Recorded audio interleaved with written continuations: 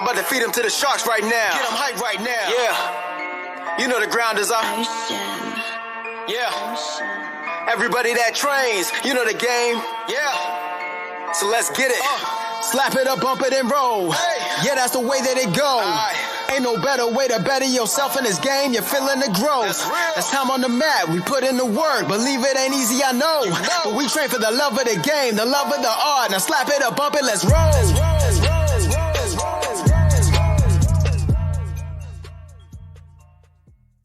Welcome to this episode of the BJJ Campaign podcast. My name is Jeff Boone. I'm an A3 purple belt, 2 stripes. Phil Coors, A2, purple belt, 2 stripes. Hey, Philly, it's been a while. We're back. New year, new podcast. Yeah. Yeah. What do we want to talk about first?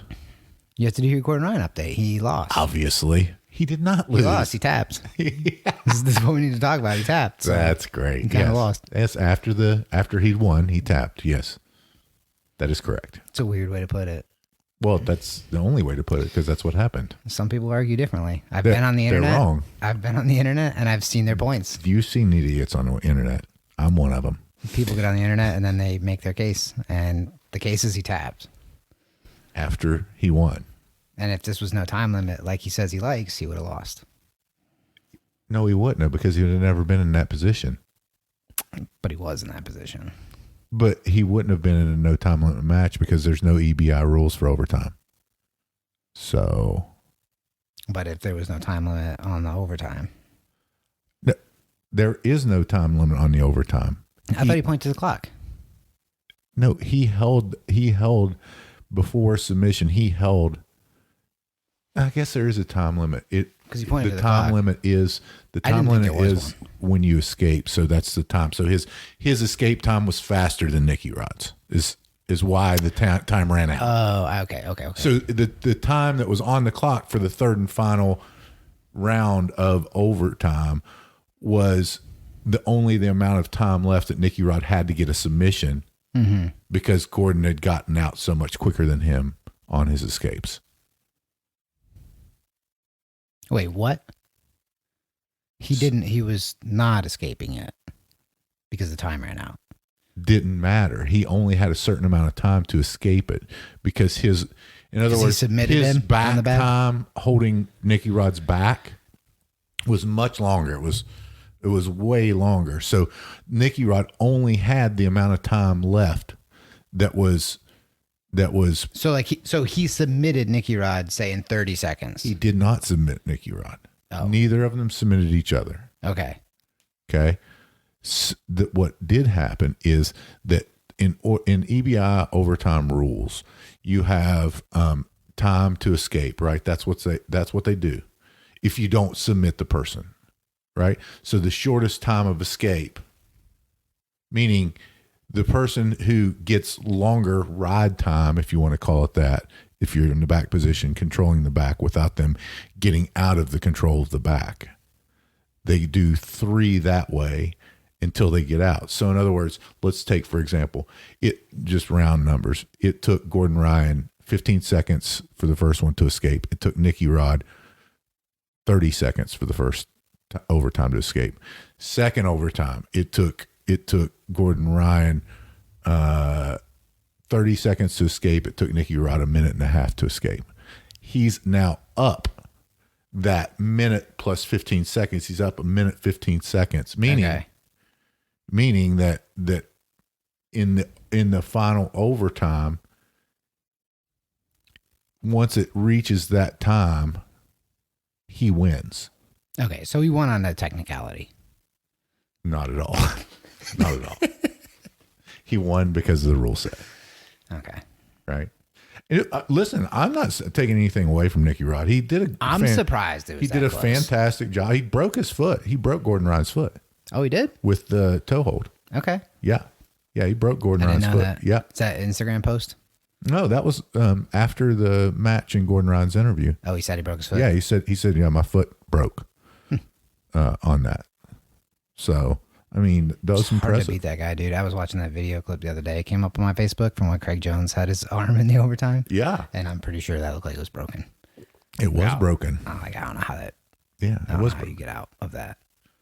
It looks like it really hurt. A lot more. You've got a lot more range of motion when it breaks.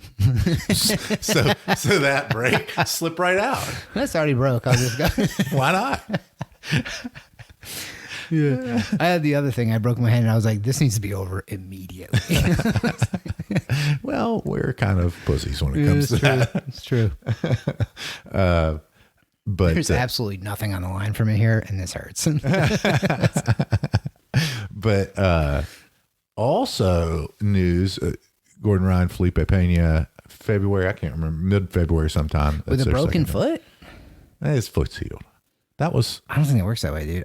His foot's healed. My ankles hurt for like 6 months. Your feet are on the evolutionary timeline of someone that had very weak feet. I wouldn't have made it.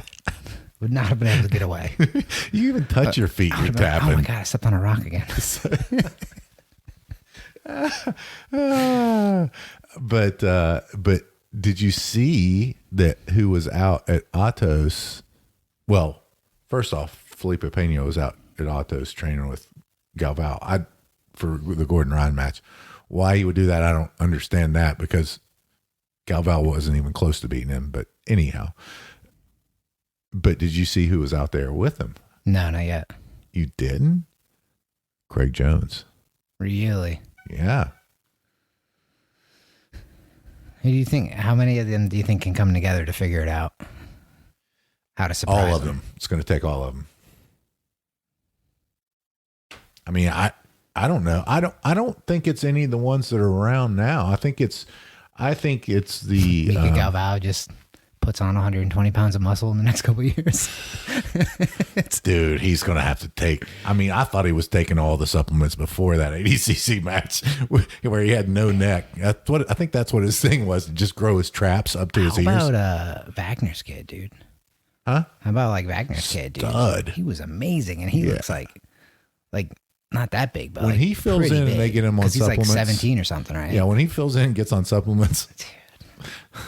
He was good. He was really good. That's just, so we went to Fight to Win, was in Charlotte.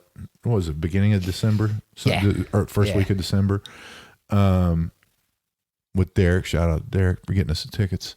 And Wagner Hoch's son was competing in the premier match.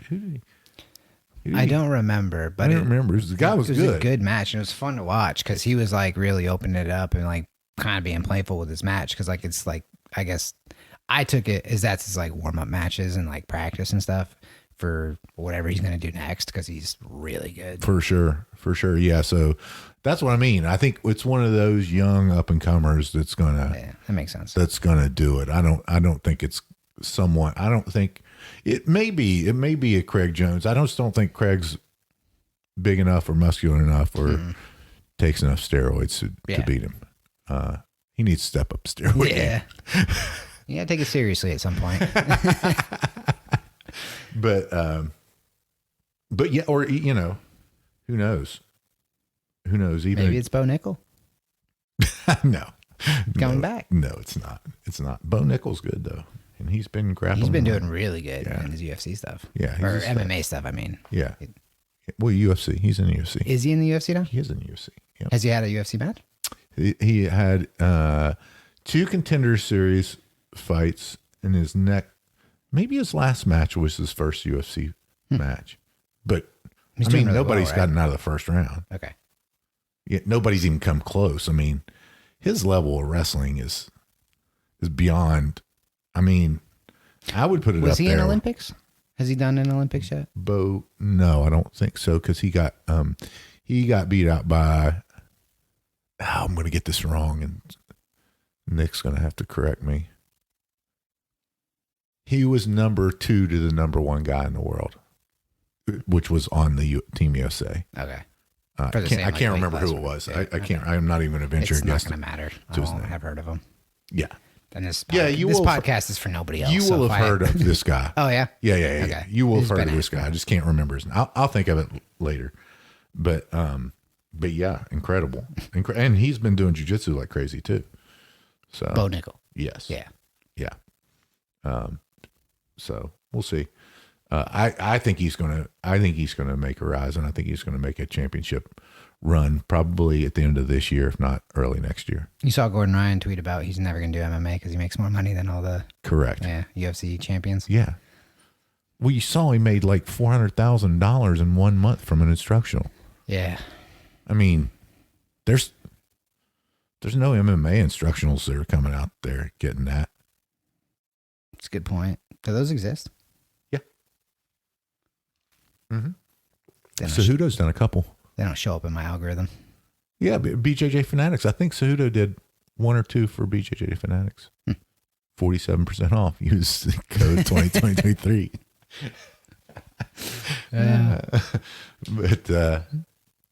But yeah, that's the Gordon Ryan update. Well, you were talking about Atos, so where were you going with that? No, I just found it interesting. I find it interesting. They're all teaming up. They're like, I've had enough. That not only with the information like that I gained whenever I was down in Austin, whenever Danaher would not allow people who trained at all at B team to come in and train with them. Oh, even where you were? Correct. Correct. Which I think we talked about this before, but the kind of breakup seemed to be stemmed from the whole Nikki and Gordon feud, if you will, Nikki Ryan and Gordon Ryan feud. But I think there's more to that than it is. But kudos to them for, keeping that shit, whatever their dirty laundry is, in a clothes hamper and not opening it up for the public to see. So somebody's going to write a tell-all book. I mean, I'm going to get it. I feel like all it takes, Gordon Price said something like, I won't say anything until you do. And when you do, it's going to be a long Instagram post. Yeah. Yes, it is. No, because he's held up his track record of being like, I don't talk first. He doesn't. But I will talk a lot once you do. Mm-hmm. So. Yeah. Yeah, no. Agreed. So we'll see from there. Other thing, my new news for January, I'm going carnivore. Are you? I'm going to try it for a month. Okay. That's like not not a big transition for you. Not you just really. don't eat broccoli or Brussels sprouts for a month. Correct. Yeah. Because you're going to do cheese, right? Oh, yeah. Is It's carnivore product? Yeah. Okay. Mm-hmm. Yeah. Yeah. Eggs, cheese. Yeah. Super easy. He's like, I'm going to just not have vegetables for that's 3 of the meals of the month. That's basically what I'm just see how I feel. It's basically what I'm cutting out. Yeah. I'll be honest with you. It feels good. Okay. Yeah. Yeah. It feels good. How are your poops? Same? Solid. Okay. I know. I think Joe Rogan had an issue with that at first, right? A lot of people. I think that's because I think that he was eating everything before he went carnivore. I was basically eating carnivore with just a few vegetables. Mm-hmm. So no, I haven't. Zero change. Okay. Why? Just to see how it feels? Yeah. Because you're not trying to lose weight, right? You're where you want to be at the moment? I'll probably end up losing 10 pounds, which is fine. Oh, you think so? Yeah, I think I will. Really? I think I will. Yeah, I think I will. That seems insane. You think you eat 10 pounds like difference worth of broccoli and like Brussels sprouts and stuff? No, but I'm not eating like, I won't be eating any sugars like with fruits and stuff. Okay. You know what I mean? Okay. Which is, I just feel like I don't see you eat that stuff. no, I eat apples and oranges and Okay. yeah, I mean, I eat fruit, I'm trying to think. Pineapple, but I don't know. I think, well, I mean, you look at everyone. I mean, George St. Pierre eats super clean, right? And then whenever he did carnivore, he dropped like 8 pounds. So I'm just figuring on, because my body type's very similar to George St. Pierre. Yeah, you guys are the high performance machines, obviously. Yeah, right. So that's gonna be pretty fun. Mm-hmm. Just to try it out. Yeah. Got to experiment with the body, see what makes it work. And I'm gonna start doing at least twice a week doing cold plunge too. Again, Really? Mm-hmm. Yep. This month or like next month? Nope. This month. Really? Because it's gonna be cold. All you gotta do is put water in it. I know, but that seems pointless. Yeah, to you, like you're it is. already doing carnivore. Like, you, it is. You know what I mean? Because now There's no cold shock proteins in carnivore diet. I know, but if you wanted to see like how you feel, why are you going to do two things and make it confusing? Do one and then do the other and see what the I don't like it. I want to do both. Well, then how are you going to know like what's doing what? I'll know. Oh, I'll know. I think you should do your experiment and then you should do your experiment afterwards, your second experiment, so that you know the difference. Well, I mean, it's not hard to convince me not to do cold plunge in January. Yeah, because I mean, if you're doing it if you're trying to do the experiment, for sure I am. Keep it the same. Like this is how I feel regular. This is how I Otherwise, feel why would I carnivore. do it? Like it's like I say, it's very similar. I've only seen you do it when you're like really beat up. Not like I've not seen you do it just to like maintenance level. Like that's a emergency level. Because I've really only seen you doing it like Origin or like after extreme. Yeah, things. Yeah, and when I was down in Austin too. Yeah, that's. No, I'll do that. I'll do carnivore this month and then go back to keto and. Because twice a week seems like. Have you done it yet? I just feel like because twice a week is like enough that it would like. If it's going to do something, that's enough to do something. Oh, I think once a week's enough to do something for sure. Yeah. Yeah, I mean. So. Okay, so you know what? The next month it'll be sauna and cold plunge both in the same. Yeah, don't have a heart attack because you hear about the heart attack. I'm going to be fine, dude. I did echo bike after being in the sauna 10 minutes. If this ticker doesn't give out by then, I mean, I will be 52 by next month. You may have aged it like 13 years doing that. I feel like I went backwards in age with that. It's like if you make this, you're like a 30-year-old again. But yeah. So that's my new news, my new front. It's good. Yeah, I think it'll be fun. Yeah. What's your diet going to be? A lot of eggs, man. I was in the store the other day. Mm-hmm. You know what eggs cost right now? $4.69 a dozen. $5.79. Not at Aldi. That makes sense. $4.69 at Aldi. Yeah, dude. I was like, what? Mm-hmm. I'm rich. You are. You're egg rich. You are egg rich. Yeah, I couldn't believe it. That blew my mind. I have been having a lot of eggs, though. Yeah, I mean, well, you always have a lot of eggs. Yeah, I've been having more. Like how many a day? Well, I mean, 8 at the most. But like I'm having 8 eggs a day? Yeah, I'm having 8 eggs a day more often. Probably like 3 times a week. It's, it's like the only thing I can make. So it's good. It's kind of like, I'll just do that. Are you making the omelets or no? Yeah. Have you mastered it yet? I do really good, but I only do cheese because I don't They're cook. not as good as mine, though. I know, they're not. We had this conversation recently because I don't remember when this was, but it was not long ago. And I was discussing how when I go to a breakfast place, I'm like, hey, can you make it like Jeff, though? No. Dude, it's because they put green peppers in. It's and I'm terrible. like, those are gross. What pepper? Put the nice red or yellow ones in, or orange. Anything but the green ones. Those are horrible. Yeah. I don't understand how that's like an option. Anyway, if I had leftover meat, like the way that you do it, where you kind of just like put that in from the night before, that makes sense. Yeah. It's better.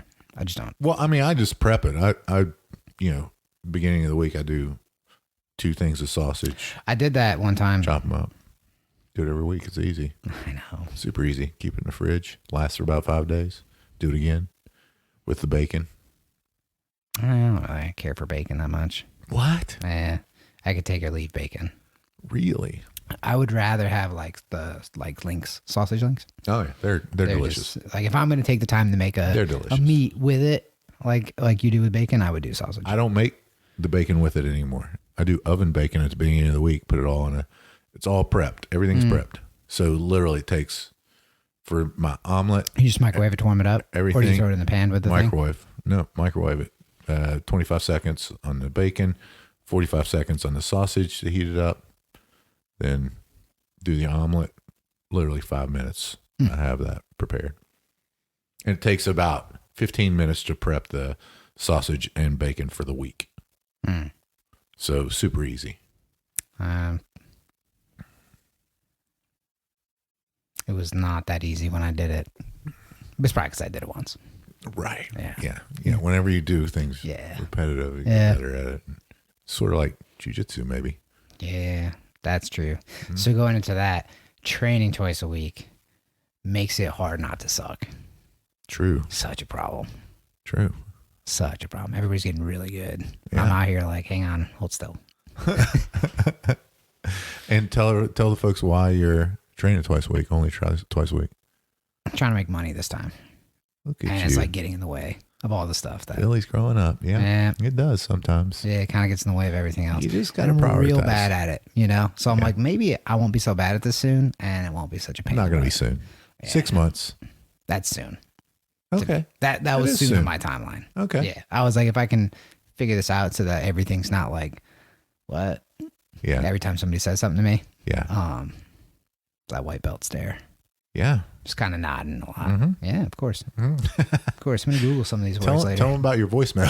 That's terrible, dude. It's working out, though, because I called back and I think, like, They just felt sorry for you. well, no, the guy sent, and he was like, let's follow up with this place again. I'm like, are you sure? This one? I got to call him back. Just for everybody out there, I Philly's giggled. in commercial real estate. He got his real estate license. He passed his test, and so he's doing commercial real estate now. Yeah, So kind of. Kind of like white belts do jujitsu is how I'm doing it. So, Not very good. but yeah, so that just takes up a lot of time and brain power because I don't know what I'm doing yet. So Yeah. as And you you figure can't it really out, be thinking about jiu-jitsu at work whenever you're thinking about work and don't really know. You'd be surprised how much that does actually come up. At least you got a boss that loves jiu-jitsu. Yeah, That's good. and I'm better than him at it. So Yeah, that's good. for now. That's You know, good. I'm only training twice a week, so that may not last. But yeah, so it's really made things like just stuff I would do before. I'm like, oh, this is like the timings are just terrible and stuff. I just been things I've been noticing. It's funny. Yeah, I get it. I mean, I don't really because I've never Mhm.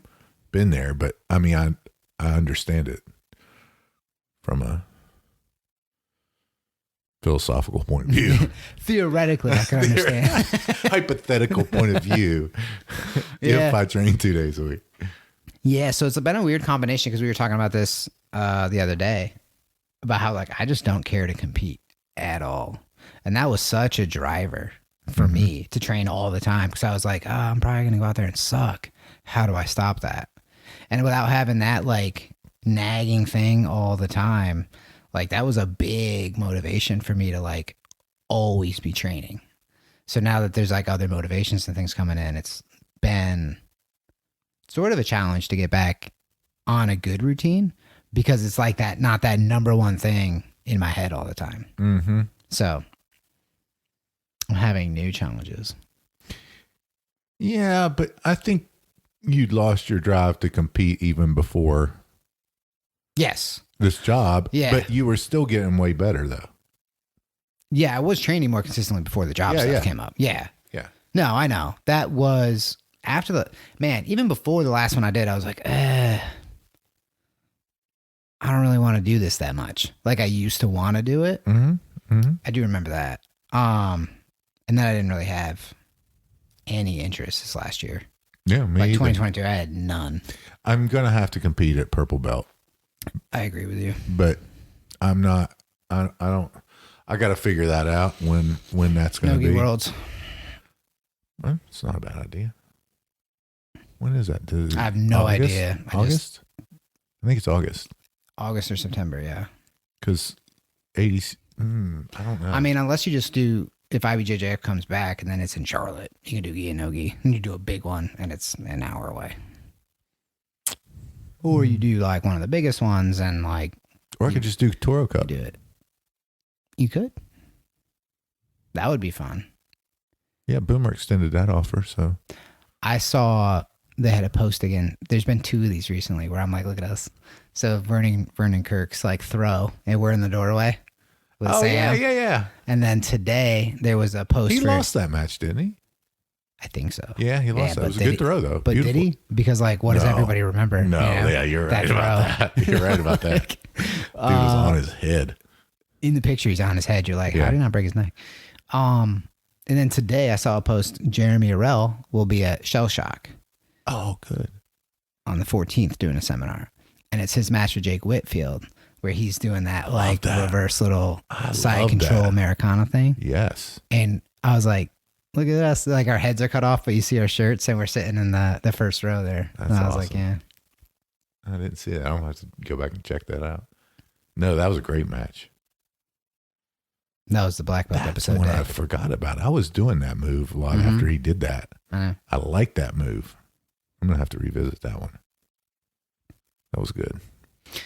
Another thing I've been noticing now that we're on this topic, you just reminded me that like with only training twice a week, it seems like everybody's getting better at defending all my stuff faster. Like I was hitting guillotines a lot, and then it seemed like everybody got pretty good at defending that, and then I kind of switched to the head and arm, and then everybody seemed to be defending You're hitting that. what? I don't know that. That's true. I was hitting the Philippines. Okay. I did say that weird. I don't know. Sometimes it's stutter.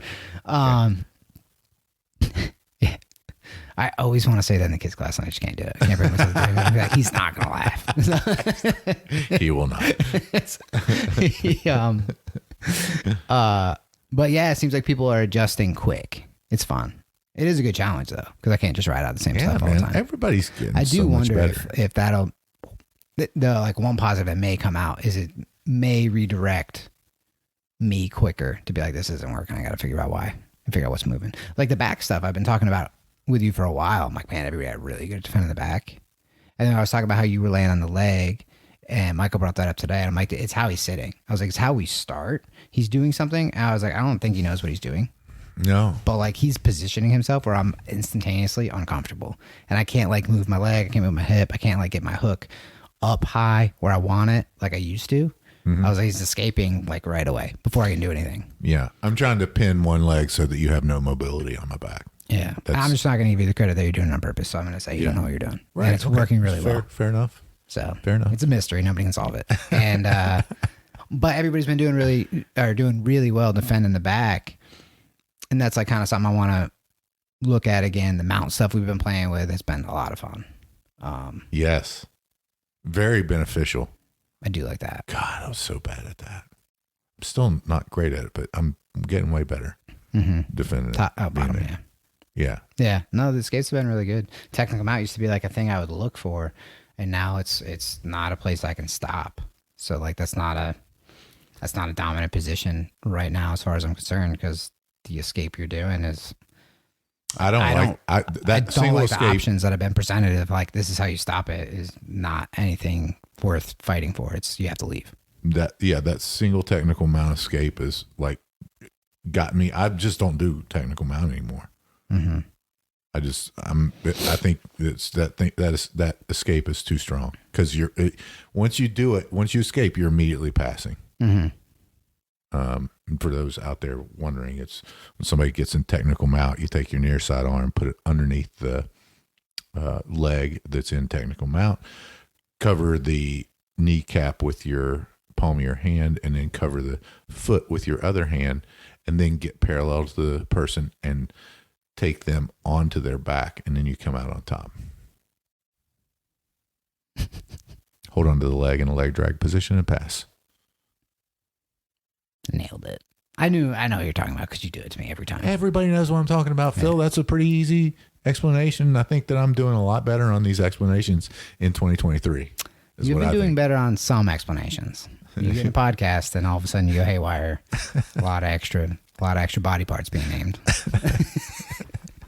But no, that's been a lot of fun. The mount and the that escape's been really annoying. Your back escapes have been really annoying.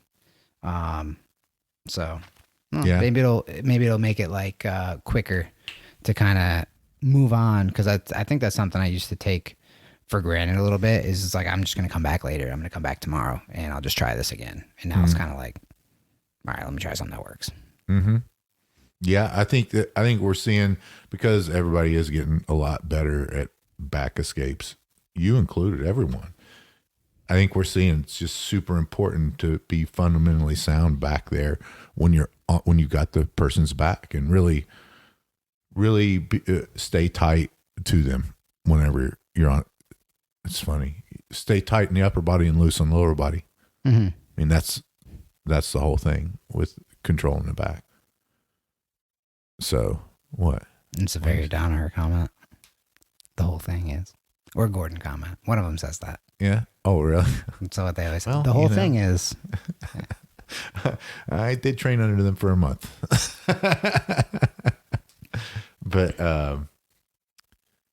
But yeah, I mean, everybody's getting better, so you just have to fundamentally be better at the position and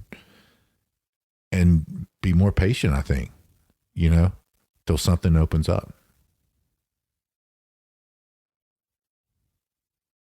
You just squeeze real hard. You do stay tight on the top. You're right. You just kind of keep just digging and squeezing real hard. That's what I've been doing. Mm-hmm. I'm working real good. That's not a great. It's not a great. No, that's not a great method.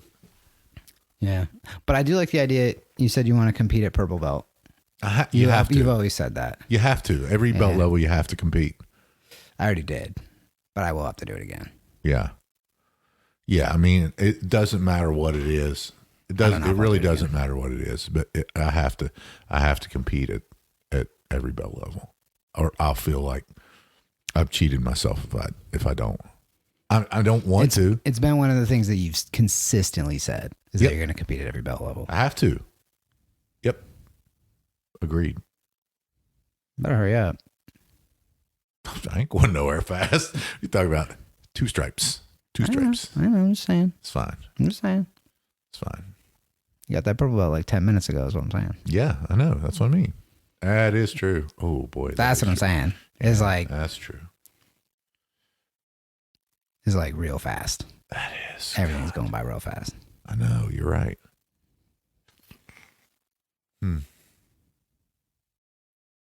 Well, like I said, I'm going to have to figure it out. I'm going to have to figure out when I'm going to do it. Maybe I'll give Boomer a call and do the next Toro Cup if he hadn't got it filled. That's soon. They do those like every 30 No, it's days. March. Okay. It's March. Yeah.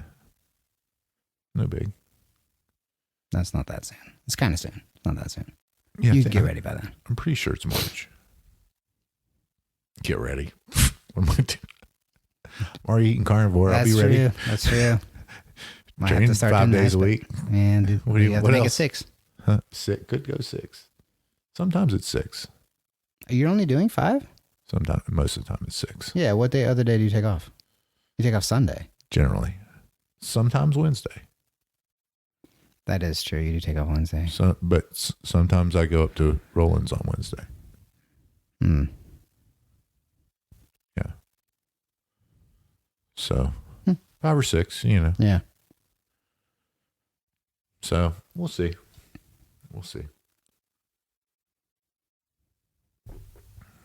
What else, Philly? Those are my main things for this time. Okay. All right. Well, Checking out, seeing what it's like to be a part-timer. it's hard, huh? Somewhat. Yeah. Luckily, I have the base level. What is your training schedule? There's not one. Why not?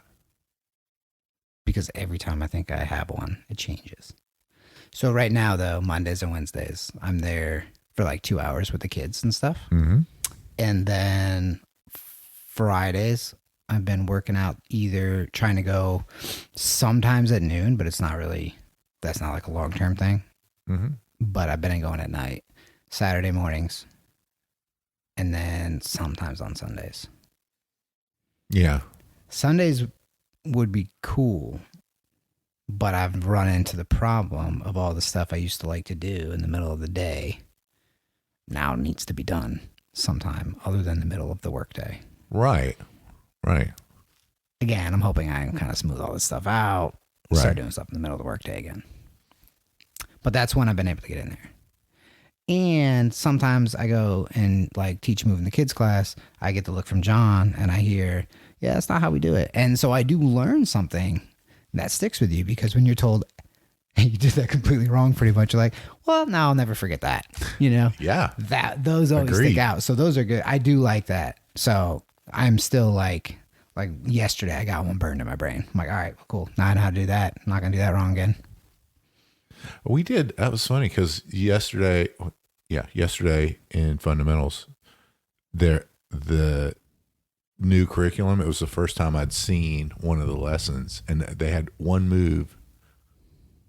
Yeah, one move in there that affected two moves, because it was the choke from inside the guard, then the hook sweep from that position, which he taught differently than With the head and arm grip. Yeah, I like that one a lot. I do too. I've caught that. do that. I've caught that once. Oh, where yeah. the person tapped when I was trying to make the hook, and I was like, are you serious? Because it's so tight when you catch that grip like that. Yep, I like that it a is. lot. Yeah, very good. So I was excited. I was like, yes, It's a good because I went back through, because I got all the lessons down in my BJJ notes, and I went back through there. I was like looking at the one with the head and arm to see what it was, and it wasn't. It used to be taught from the side mount pass, right? Yeah. Yep. I know that because that's what I like to do. Yep. I was watching John roll with somebody the other day, and he did something, and I was like, man, it's like looking in a weird, efficient mirror where like all the stuff I try to do is getting done easily. Like a bizarro world mirror. Yeah, I'm like, this is what I'm trying to do all the time. So, but yeah, I think it used to be done off that, and I've seen that one, I don't know, it was probably a couple months ago now. I saw that lesson because I didn't like the trapping over with the arm to get that off your neck as much as I like moving the hips and kind of getting out of the way. That, because that grip with that head and arm grip is so tight. And I try to get that one. I was trying to do that, I think, with Joe the other day, combo. It was hard because he had good base. And he's got like 10, 15 pounds on me. Yeah. And so I like that grip, and I was trying to work on it because I remember we did that in that open guard series. We did the seated one. That one's, I like that grip a lot. Me too. That was good. That was fun. It was fun in fundamentals getting some of that, because you always learn something. You always kind of pick up something that you. Now, do you update your notes for the lessons? Because I think they've been reworked a few times. So I have updated, and like for that one, I added that technique. But no, I don't write the specific lessons. I just write the moves in there to look through and kind of, go in. Dude, how long are your head and arm choke notes by now? Well, you got like a page and a half now. You have 5 years worth of notes. Still suck at it. You don't suck at it. I'm not good at it. Yeah, you are. We did the whole thing today. Oh, you got it last night and this morning. So we did head and arm choke last night, and then today I was like, I don't know how to do a head and arm choke. So like there was only 3 of us. It was me, Pete, and Jeremy there. So he was just sitting around. He's like, whatever you want. I was like, raise my hand. I was like, I want to see, because I was on the head and arm choke. I was taking it where you reach across and get the far shoulder. I was pulling them back, and that's making space in the elbow area instead of like John does it, which pushes the head over and then comes in to where it doesn't make. Do you ever do like that to like kind of cinch He was it? talking about that because that was Shaolin Hibero, not Janji, but Solo. Salo. So that's where he learned it when he first started doing the head and arm, where he would take it and do the S grip and pull. He said it's just more efficient to push into it with that. So, and that gable grip's better too than the S grip. But he said it's not wrong. He said that, that's how he first learned it. But I find that whenever I am pushing like that, it's so much tighter. So, and it gets the shoulder out of the way kind of almost automatically whenever you do that. Because whenever you're pushing, you're automatically going down with your body to get the shoulder out of the chin and on your bicep on the neck. So it'll get better. It's, I don't think yours is that bad. You caught a lot of them where they're pretty stable, you know? Yeah.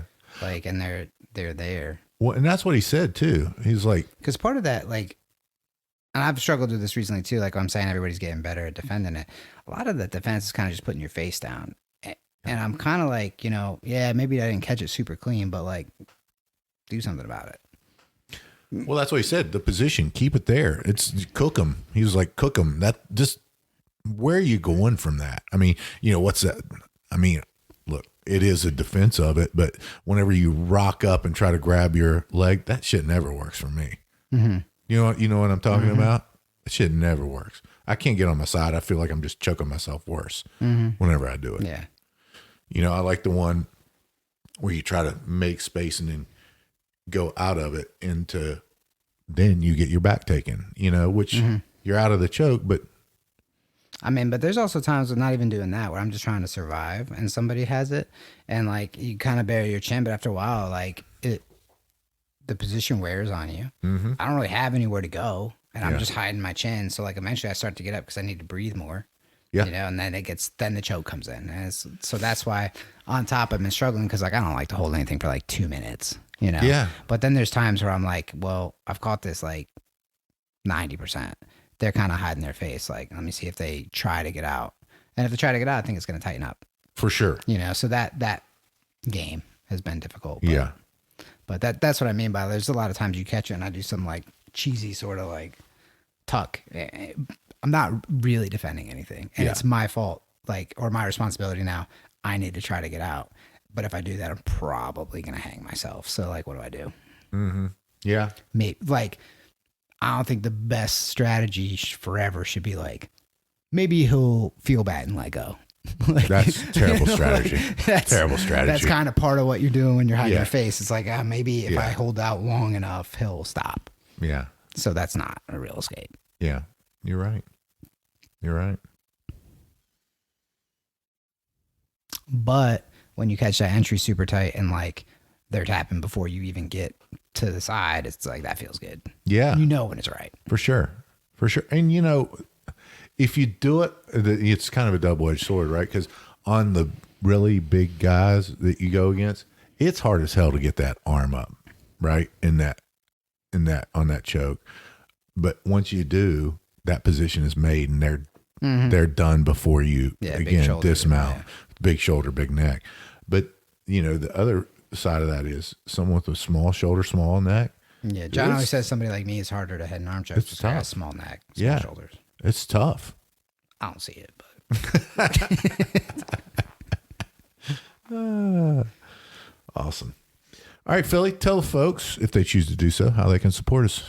Remind us that we have a podcast and that we're supposed to do them. Yep. I'm just going to stop with there because a month and a half ago, I was like, we need to do this again soon. And then I was like, oh no, it's been a month and a half. Yeah. And I have fun doing this, so I need to figure out how to do same it here. Yeah. Same here. All right, we'll do. I'm back to complaining again. That's our New Year's resolution. Strap in. I'm going to complain about jiu-jitsu more because I don't get to do it any enough. New Year's resolutions. That's our New Year's resolutions More combined. podcasts. More podcasts. You know what mine is? What? I've been doing it for like a month now. What? And I'm trying more seriously. I'm trying to stop swearing. It's really hard. Why are you trying to stop swearing? Because I said it jokingly like a month ago. And then I realized, oh, I swear all the time without thinking about it. And now I can't control it. So now I'm getting frustrated. So now I'm trying to pay more attention to it. I have ass and shit. They're not swears. I don't really care about it. Okay, that's fair enough. You know, I'm going to say fair enough. Take a shit. I'm not super worried about that. Right. F-bombs. Bitch, try not to say it because that's like a little bit worse. Mm-hmm. Then there's F-bombs. And then there's like F-bombs when I'm angry. So I dropped an F-bomb the other day and I was like, well, at least I said it and it was funny. So like, I'm not saying it because I'm mad. So I want to see if I can get it back to being, I like what Steve said about mistakes in jiu-jitsu and I want to apply that to my swearing. I want to do it on purpose. So I like it. That's like, if I do it on purpose, you know, very interesting. Recently did that where I'm like, and they're like, oh, you're swearing. I'm like, oh, I know. On purpose. I'm mad about this. It's like the Cartman episode on South Park whenever he was faking Tourette's and then he couldn't fake Tourette's anymore because he was saying actually everything he thought. Yeah. That was a good one. It's just funny. All right, folks, if you're not out there doing something better to make yourself better each and every day, get out there and do it. Phil and I choose jiu-jitsu. We hope you do too. I'm about to feed him to the sharks right now. Get him hype right now. Yeah. You know the ground is up. Ocean. Yeah. Ocean. Everybody that trains, you know the game. Yeah. So let's get it. Slap it up, bump it, and roll. Hey. Yeah, that's the way that it go. Ain't no better way to better yourself in this game. You're feeling the growth. That's time on the mat. We put in the work. Believe it ain't easy, I know. But we train for the love of the game, the love of the art. Now slap it up, bump it, let's roll.